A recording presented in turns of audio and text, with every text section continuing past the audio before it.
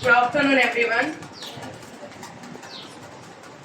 I firstly thank ఇక్కడ మా college చూస్ చేసుకొని ఇక్కడికి వచ్చి ఇన్ని మంచి విషయాలు చెప్పినందుకు అందరికీ చాలా థ్యాంక్స్. మ్యామ్స్ అయినా సర్స్ అయినా ఇది సెకండ్ టైం మా కాలేజ్కి రావడం.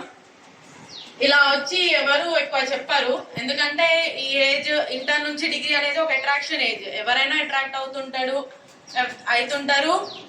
లైఫ్ ని స్పాయిల్ చేసుకుంటారు. కానీ ఇలాంటిది విన్నాక కూడా చాలా మంది మనకెందుకులే, అవసరమా, వాళ్ళు చెప్పినంత మాత్రాన మనం మారాలా అన్నట్టు ఉంటది.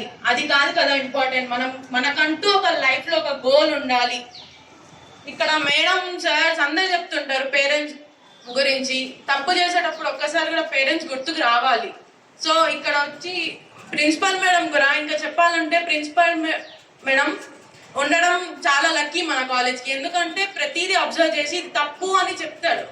ఇప్పుడు ప్రిన్సిపల్ మేడం మాట్లాడేటప్పుడు కూడా చాలా మంది లైట్ గా తీసుకునేటోళ్ళు చాలా మంది ఉంటారు మన కాలేజ్ లో.